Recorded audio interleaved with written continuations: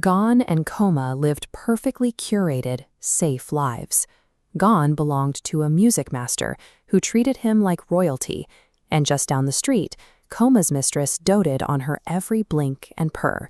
They were beautiful, well-fed, and entirely confined to the velvet cushions of their owners. When the two cats finally met during an evening stroll, the attraction was immediate, but their masters flatly refused to part with them. No amount of pleading could convince the music master to sell Gon, or Koma's mistress to let her go. In the hero's journey framework, Gon and Koma begin in the ordinary world, a place of predictable routines. Their master's refusal is the catalyst, the call to adventure. They face a choice: keep their safety or abandon it. They chose to trade their cushions for the unknown. To stay together, they had to leave behind the only security they had ever known. Under the cover of a moonlit night, Gon and Koma abandoned their homes and regular meals. They slipped away from the city, stepping out into a world they'd only seen through windows. Their sheltered upbringing offered no preparation for the reality of the road. By daybreak, they were marching through unfamiliar terrain, the harsh sun beating down on their silk-like coats as exhaustion set in. The first test of any mythic journey requires the hero to surrender immediate, guaranteed comfort for the mere possibility of a greater reward. Seeking relief from the heat, the travelers wandered into the deep shadows of a large park.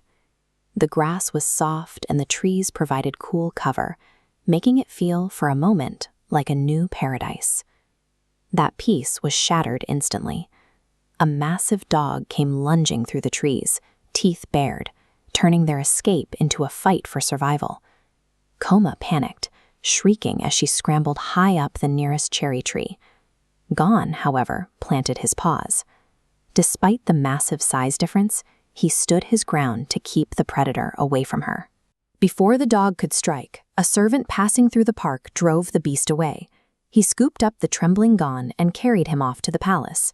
In a matter of seconds, the lovers were ripped apart. Crossing the threshold always invites the unpredictable chaos of the wild. The universe often demands a sacrifice before it allows a journey to reach its end. Gon's rescuer delivered him to a kind princess, returning him to a life of luxury.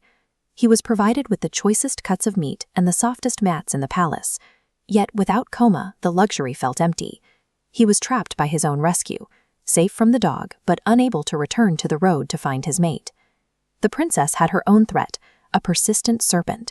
One afternoon, as she played music, the snake glided up her sash, preparing to strike. Gon didn't hesitate. He launched himself from his stool, seized the serpent by the neck, and flung it to the ground, ending the threat to his mistress. Even while separated from Koma, Gon remained Slender. This act of service to the princess became the bridge to his own future, proving that loyalty often creates its own luck. Time passed.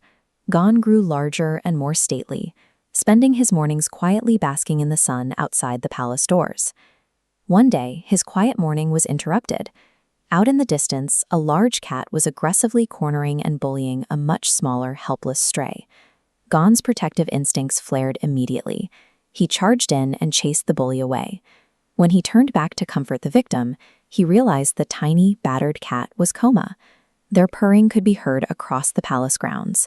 When they appeared before the princess, she was so moved by their story and so grateful for Gon's past bravery that she welcomed Koma as a permanent guest.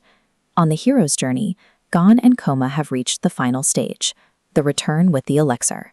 They plunged into the abyss, faced the ordeal, and emerged with the life they initially sought.